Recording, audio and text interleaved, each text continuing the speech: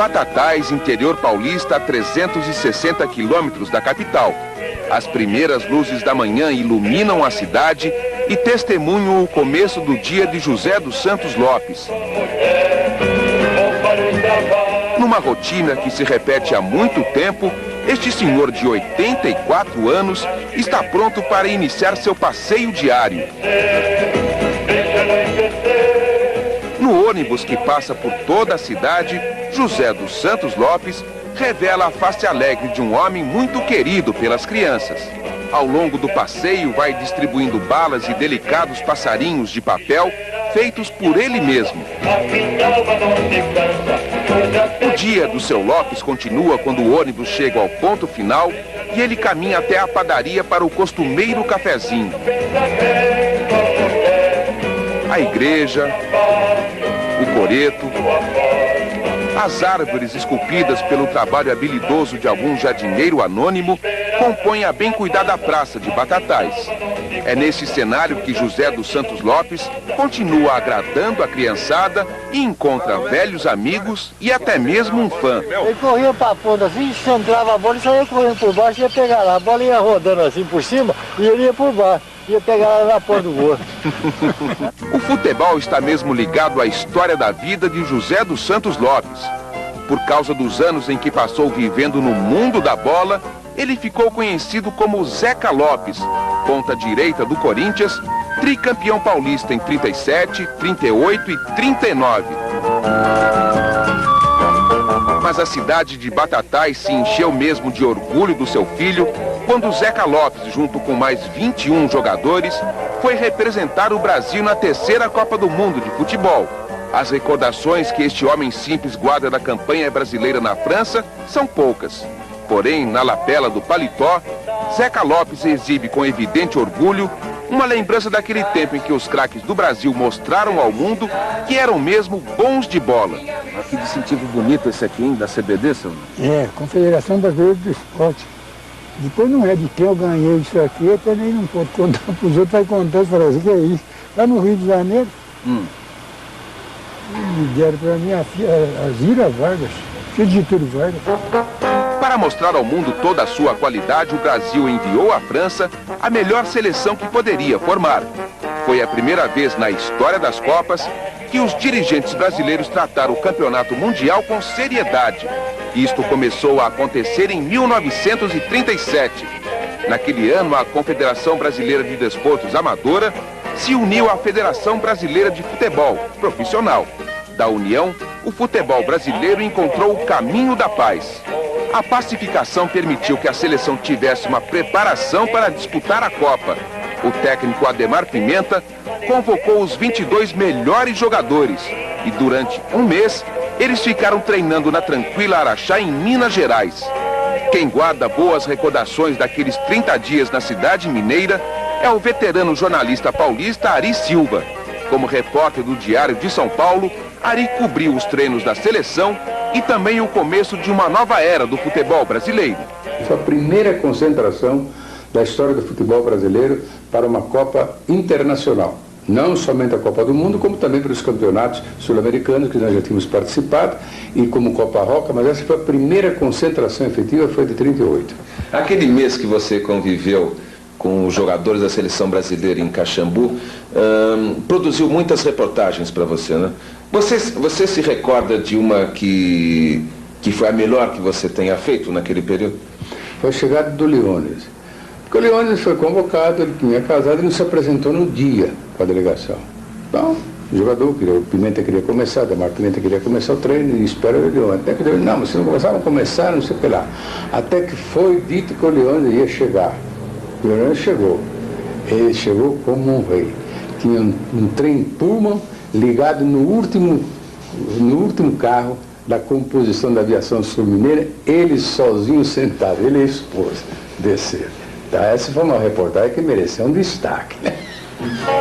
No dia 30 de maio, os craques do Brasil embarcaram no porto do Recife e durante 12 dias atravessaram o Atlântico a bordo do navio Arlanza. Quando chegaram na França, encontraram uma Europa perto de atravessar a fronteira da Segunda Grande Guerra. A Alemanha nazista já havia anexado a Áustria que a Espanha se dividia com o sangue de republicanos e falangistas. Mesmo com um cheiro de pólvora no ar, os torcedores franceses estavam entusiasmados com a Copa do Mundo e receberam com festa todas as seleções, especialmente a do Brasil, um dos favoritos do campeonato. Não, gostou porque Brasil, falava Brasil, até a senhora, que é a senhora Trijoli, Bocu Joli, vinha falar.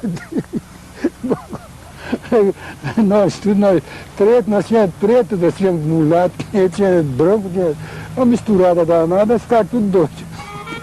No primeiro treino brasileiro na França, o técnico Ademar Pimenta fez uso da malandragem para esconder o jogo. Ia juntou de gente, encheu o campo. O treinador mudou o time. Tocou, pôs a linha na defesa, fez um rolo. E nós foi lá. E fez o treino então.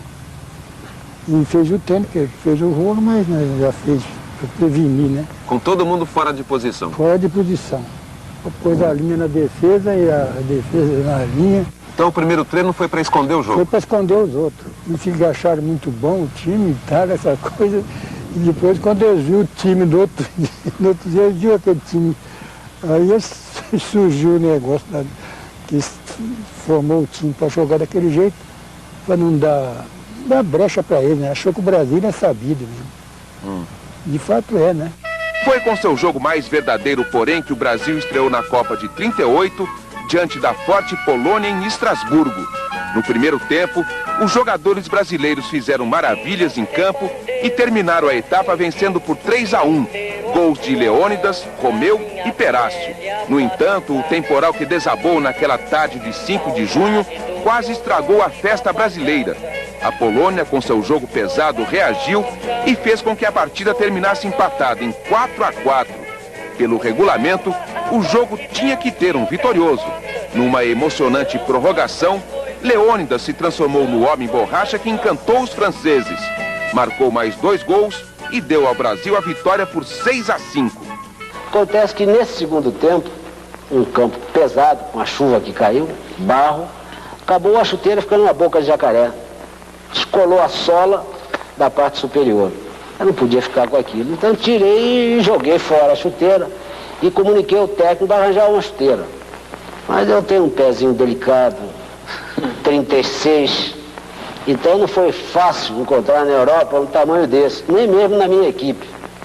Pediram aqueles garotos gandula que apoiam bola fora do campo que prestasse uma botina dele, mas lá o cara 39, 40, até que encontrei uma 38, de 36 para 38, estava até dentro da época, que era o ano de 38, acabei jogando com ela. Mas ia ser cobrada uma falta contra a Polônia e eu fiquei desuniformizado. Chovia, o juiz não se apercebeu, nós não tínhamos meia branca na época se jogavam com meias pretas. Então, com a lama também, o juiz talvez não tenha observado, as chuteiras não eram também clarinhas, não, chuteiras de cor escura. E eu fiquei na jogada, a bola bateu na barreira, voltou para mim e eu aproveitei o lance e fiz o gol. Seria, naturalmente, se o juiz tivesse se apercebido, invalidado o tento. Mas ele acabou consolidando, não se apercebeu, e foi um dos tentos contra a Polônia consignado por mim. Walter, Domingos e Machado, Zezé, Martim e Afonsinho, Lopes, Romeu, Leônidas, Perácio e Hércules. Estes 11 jogadores foram os responsáveis pela primeira vitória do Brasil na Copa de 38. Por causa deles, houve uma explosão de alegria no distante Brasil, que pela primeira vez ouvia através do rádio a transmissão dos jogos de uma Copa do Mundo.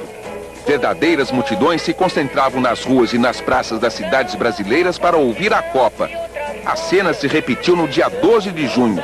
Em Bordeaux, aqueles mesmos 11 jogadores brasileiros enfrentavam como favoritos a Tchecoslováquia, vice-campeã mundial na Copa de 34. Mas no lugar de mais uma demonstração de arte dos craques do Brasil, o que os 14 mil torcedores viram foi uma batalha campal. O jogo feroz terminou com um empate em 1-1 e com 3 jogadores expulsos, 2 brasileiros e 1 tchecoslovaco. Com a igualdade, o Brasil foi obrigado a jogar sua segunda prorrogação. Ninguém conseguiu marcar nenhum gol, mas a batalha dentro de campo prosseguiu.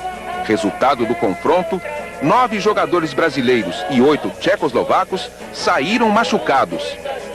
Para decidir qual seleção continuaria na Copa, um novo jogo foi marcado para o dia 14.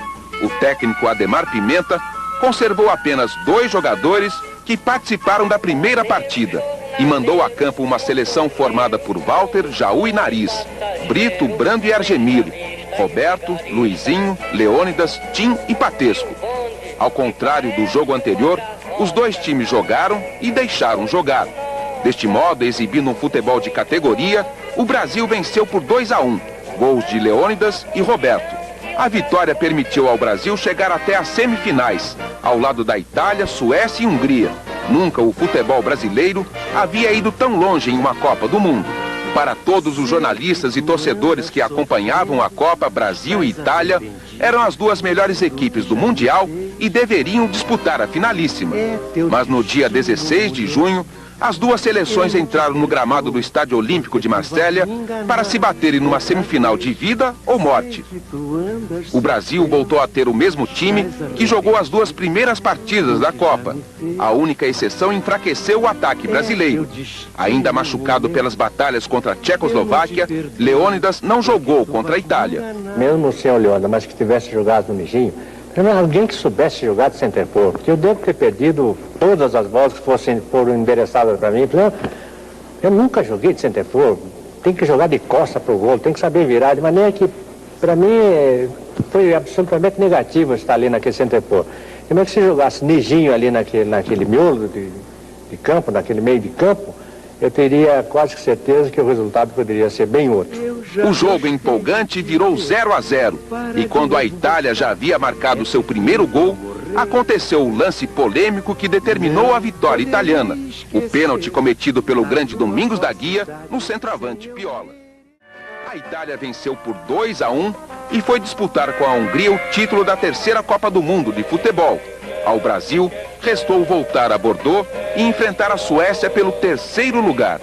Leônidas da Silva retornou ao comando da seleção, fez 2 gols na vitória por 4-2 e se tornou o artilheiro de toda a Copa, com 8 gols marcados. Na Copa de 38, o Brasil foi o 3º colocado e a Itália ganhou seu 2º título mundial, derrotando a Hungria em Paris por 4-2. Durante a Copa da França, o Brasil havia se candidatado a sediar o Campeonato Mundial de 1942. Mas 1 ano e 2 meses após o final da Copa de 38, o terror da guerra invadiu o mundo. E a antiga ideia de Jules Rimet de unir os povos através do futebol ficou interrompida por longos 12 anos. Somente em 1950, 5 anos depois do fim da Segunda Guerra Mundial, é que as melhores seleções do mundo voltariam a se enfrentar, em paz. José dos Santos Lopes, que hoje passa a vida distribuindo sorrisos e alegria para meninos e meninas de Batatais, é um dos remanescentes daquela seleção que brilhou nos gramados da França. Foi por causa dele e de seus companheiros que o futebol do Brasil começou a conquistar o planeta. Daqueles dias de junho de 1938, Zeca Lopes guarda de forma divertida algumas recordações da forma com que os craques brasileiros encantaram os olhos do mundo. Porque tem hora que eu lembro uma porção de coisa, depois passa para a cabeça, não é possível de eu lembrar. Quando eu não quero, às vezes dá certo. Na idade, viu? A gente pode, até isso eu já estou podendo falar. Já tem uma certa idade aí, eu lembrava tudo e falava tudo. Agora tem hora que eu não lembro, você pergunta, eu falo que não posso falar nada, porque eu não sei. Depois eu ponho aquilo na cabeça, quando vejo, eu falo, gente, como é que eu fui? Fala pra mim mesmo, como é que eu fui não falar, pois é assim, assado. Viver alegre hoje é preciso, conserva sempre teu sorriso, mesmo que a vida esteja feia e que vivas na avenida, passando a pirão de areia. Viver alegre hoje é preciso.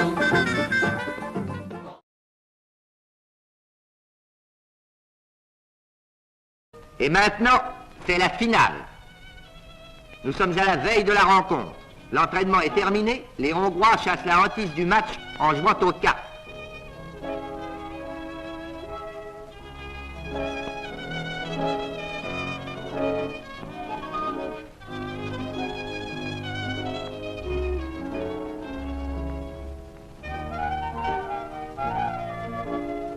quelques kilomètres des Hongrois, les Italiens ont installé leur camp. M. Pozzo, leur sélectionneur, distribue le courrier. Meazza, le capitaine,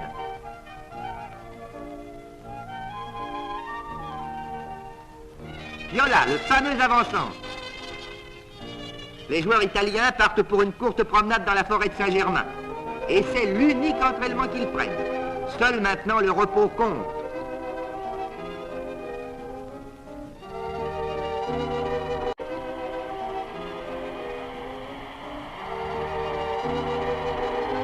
C'est aujourd'hui la finale. Depuis les Jeux Olympiques de 1924, jamais une réunion aussi grandiose ne se déroula au stade de Colombes.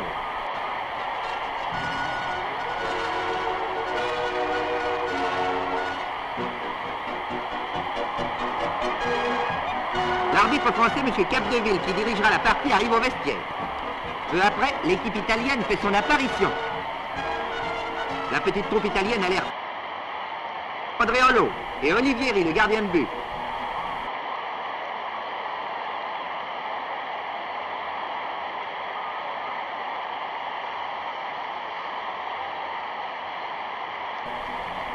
Quelques instants plus tard, les Hongrois à leur tour arrivent au stade olympique. Les Hongrois paraissent soucieux. Leur équipe a subi d'ultimes modifications et c'est peut-être la cause de leur inquiétude.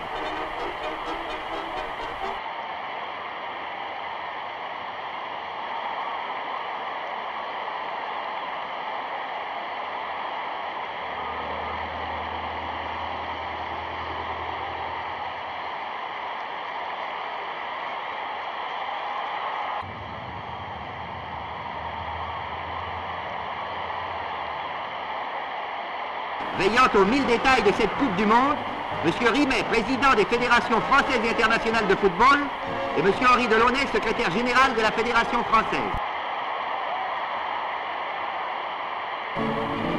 Les deux équipes se sont rangées devant la tribune officielle.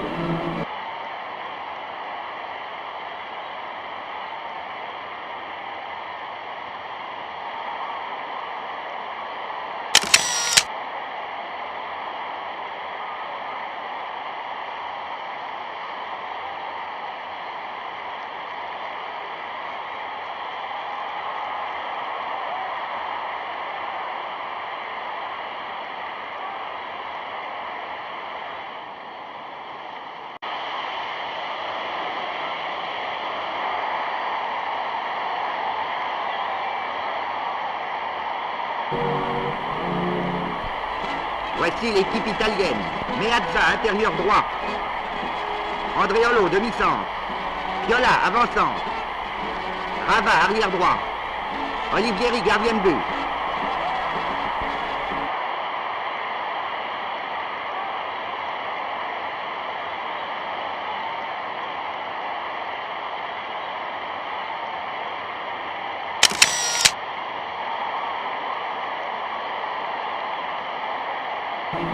Voici l'équipe hongroise. Sabo, gardien de but. Sarossi, avançant.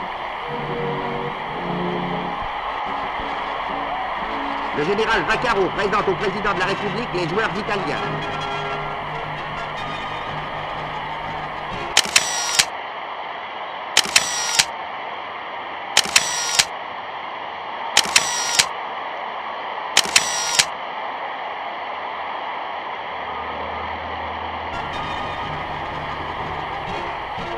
À leur tour, les joueurs hongrois sont présentés au chef de l'État.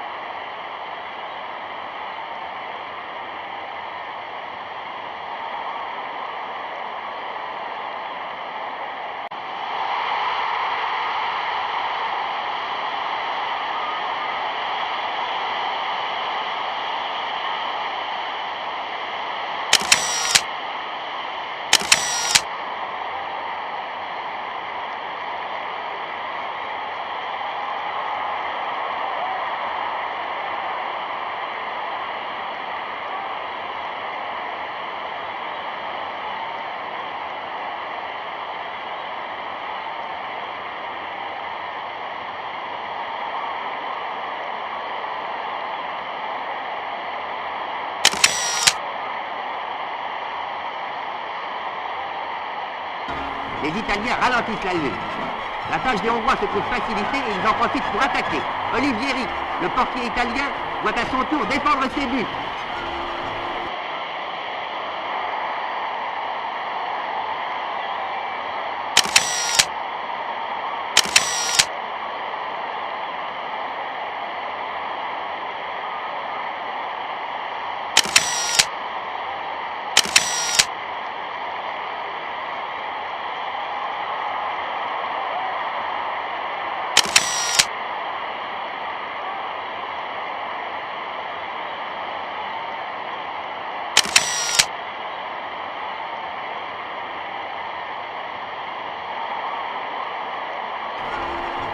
Les Italiens procèdent par de dangereuses contre-attaques.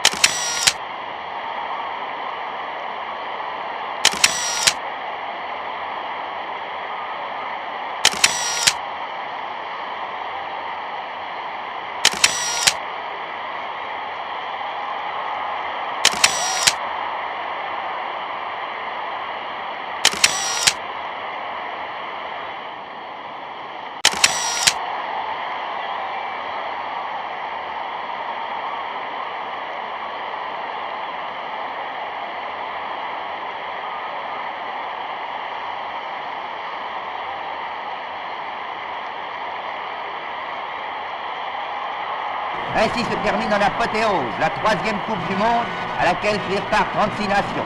Jamais dans aucun pays compétition de football d'une telle importance n'avait été mise sur pied. Elle ne fut entachée d'aucune irrégularité. Son organisation fut en tout point parfaite et son prestigieux succès est à la gloire du football et de la France.